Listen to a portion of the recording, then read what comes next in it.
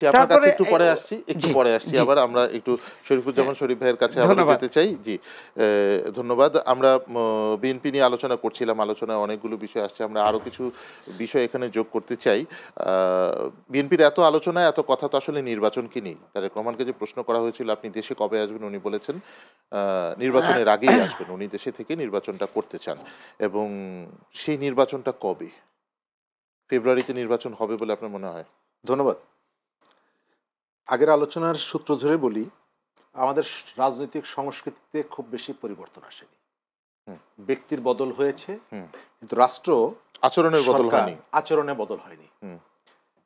এবং বেশ গর্বের সাথে সরকার আবার তুলনা করে।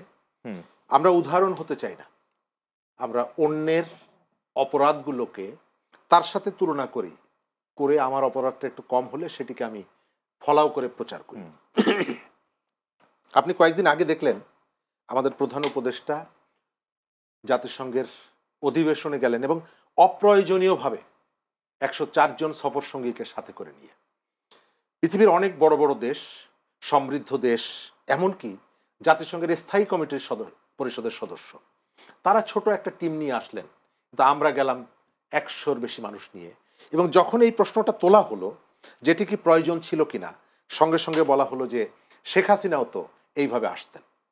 অর্থাৎ আপনি আপনাকে কম্পেয়ার করছেন শেখ হাসিনার খারাপ কাজের সাথে। শেখ হাসিনা কতটুকু খারাপ করেছে তার থেকে একটু খারাপ আমি করেছি। আমি দেখাচ্ছি আমি খারাপ, কিন্তু ওই যে পাশের জন সেও তো ভালো না, সেও খারাপ। তো আমি উদাহরণ হওয়ার চেষ্টা করছি না। গতকালকে থেকে আপনি দেখছেন যে সোশ্যাল মিডিয়ায় নতুন করে টেলিভিশনের মালিকানা নিয়ে প্রথম আলো রিপোর্ট করেছে, আওয়ামী লীগ যে আইনে যে প্রক্রিয়ায় মালিকানা দিত ঠিক সেম ঘটনা ঘটলো, এনসিপি কে 2 জনকে টেলিভিশনের মালিকানা দিচ্ছে। তাহলে পরিবর্তনটা কি হলো? না।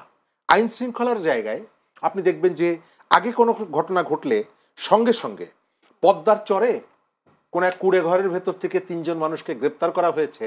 ঢাকা থেকে স্বরাষ্ট্রমন্ত্রী আসাদুজ্জামান খান কামাল, র্যাবের ডিজি, পুলিশের আইজি, তারা বলে দিতেন যে সে হচ্ছে একজন জঙ্গি, সে বিদেশি জঙ্গি গোষ্ঠীর সাথে যুক্ত এবং সে কি কি ধরনের কাজের সাথে যুক্ত ঢাকায় বলে দিতেন সঙ্গে সঙ্গে।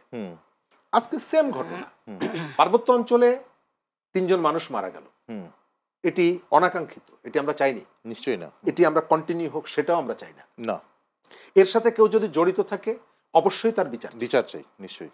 রাষ্ট্রের অখণ্ডতা এর সাথে জড়িত, স্বাধীনতা জড়িত, সার্বভৌমত্ব জড়িত, নিশ্চয়ই। আমার সেনাবাহিনীর মান সম্মান ইজ্জত এটার সাথে জড়িত। নিশ্চয়ই।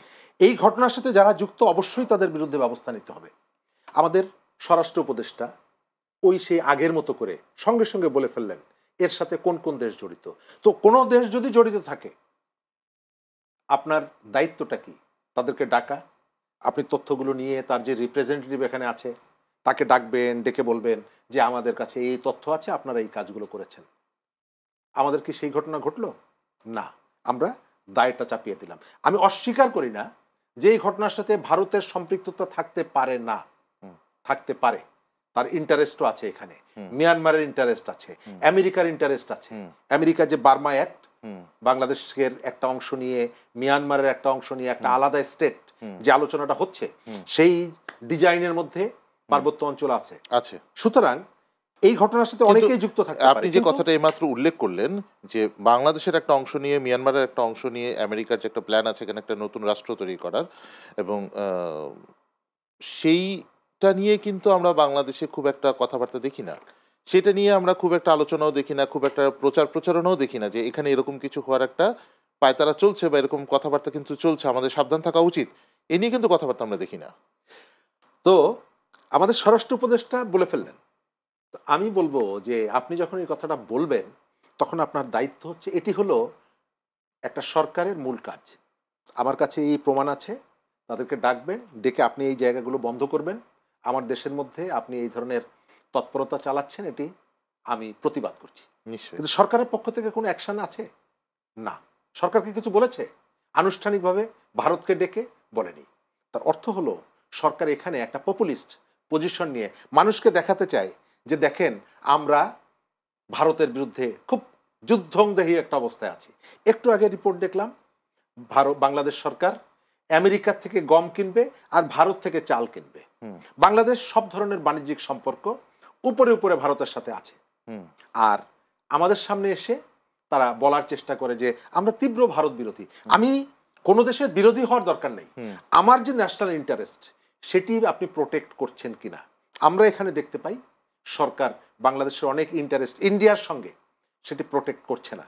ভারতের সাথে আমাদের ভারত থেকে চাল কিনবে যে বিষয়টা, সেটা তো বাংলাদেশের একটা ইন্টারেস্ট আছে। ইন্টারেস্টটা এরকম, আপনি ভারত থেকে চাল কিনলে, পৃথিবীর অন্য যে কোনো জায়গা থেকে চাল কিনলে আপনার চালের দর যা পড়ে, রেট যা পড়ে, ওই ভারত থেকে কিনলে আমার জন্য সবচেয়ে কম পড়ে, একটা ইন্টারেস্ট। আরেকটা ইন্টারেস্ট হচ্ছে আমেরিকা থেকে কেন গম কিনবো, কারণ আমেরিকার কাছে আগেই কিন্তু আমেরিকার সাথে যে চুক্তিটা আমরা করেছি যে আমাকে তুমি ওই ট্যারিফটা কমিয়ে দাও, সেই ট্যারিফ কমানোর জন্য বাংলাদেশ আমেরিকার কাছে গিয়েছিল কিন্তু এই গম লবিস্টের মাধ্যমে, যদিও কথাটা আমি গণমাধ্যমে বলে ফেললাম, এখন গিয়ে কিন্তু আমেরিকাকে ম্যানেজ করেছে আমরা তোমার থেকে গম কিনবো। আমি ওই জায়গাটা কিন্তু বাংলাদেশ ওই পয়েন্ট কথা দিয়েছে, আমরা তোমার থেকে গম কিনবো, তুমি আমার থেকে গার্মেন্টস নিবে। আমরা তাদের সাথে আমাদের বাণিজ্যিক ভারসাম্য রক্ষা করার জন্য কতগুলো অ্যাকশনে যাচ্ছি, উদ্যোগে যাচ্ছি। আপনি তার কাছ থেকে গম কিনছেন, বাংলাদেশের যে বাজেট 4 ভাগের 1 ভাগ বাজেট প্রায় আপনি ভারত আমেরিকার কাছ থেকে আপনি এলএনজি কিনছেন, আপনি জাহাজ কিনছেন, তারপরে আপনি আবার বাণিজ্যিক জাহাজ কিনতে যাচ্ছেন। আপনার সব ব্যবসা একটার সঙ্গে দরকার নেই। আপনার এখানে কম্পিটিশনের জায়গায় আমি আপনাকে উদাহরণ দিয়ে দেখাতে পারবো, আগের যে সরকার, সেই সরকারের পুরো দৃষ্টিভঙ্গিটা ছিল কিভাবে ভারতকে খুশি করা যায়, ভারতের সাথে প্রয়োজনে আমার নিজের স্বার্থকে উপেক্ষা করে ভারতকে কিভাবে সন্তুষ্ট রাখা যায় এবং তার কাছ থেকে সাপোর্টটা আনা যায়। আর এই সরকারের পুরো কূটনীতির ফোকাসটা হচ্ছে আমেরিকা, কিভাবে আমেরিকারে খুশি রাখা যায়, আমেরিকার স্বার্থ রক্ষা করা যায়, আমেরিকাকে কিভাবে আমার এই জায়গায়, আপনি দেখছেন করিডোর থেকে শুরু করে অনেকগুলো বিষয়, স্পর্শকাতর বিষয়, যে বিষয়গুলো নিয়ে সরকার মানুষের সাথে কথা বলছে না।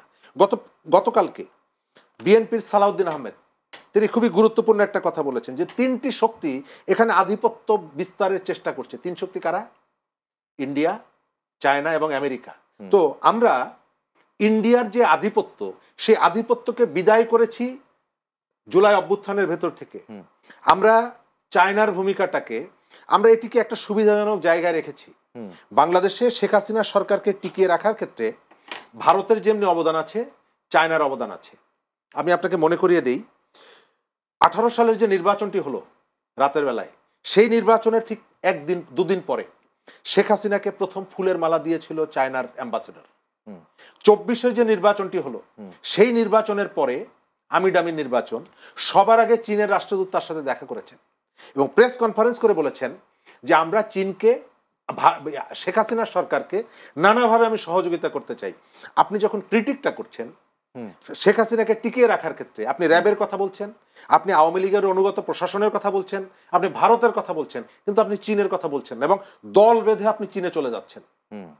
অর্থাৎ আমি এই যে ক্রিটিক করার ক্ষেত্রে এই ধরনের শক্তিগুলোর বাংলাদেশের অভ্যন্তরে হস্তক্ষেপ করার ক্ষেত্রে আমিও চুজ অ্যান্ড পিক পলিসি অবলম্বন করছি। আপনাকে আমার পছন্দ হচ্ছে, আপনাকে আমি দায় মুক্তি দিচ্ছি, আপনাকে আমার পছন্দ হচ্ছে না, আপনাকে আমি দায় মুক্তি দিচ্ছি না, আসামির কাঠগড়ায় দাঁড় করাচ্ছি। বাংলাদেশের গত 1.5 দশকের যে দুঃশাসন, সেই দুঃশাসন টিকিয়ে রাখার ক্ষেত্রে যেমনিভাবে ভারতের ভূমিকা আছে, চায়নার ভূমিকা আছে। কিন্তু আমাদের রাজনীতিবিদরা যারা বিজয়ী বলে দাবি করছেন, যারা গণ অভ্যুত্থানের পক্ষের শক্তি বলে দাবি করছেন, তারা কেবল ভারতের ক্রিটিকটা করছেন, চায়নার ক্রিটিক তো করছেনই না, বরং চায়নার কোলে বসার জন্য এক ধরনের প্রতিযোগিতা আমরা তাদের মধ্যে দেখছি।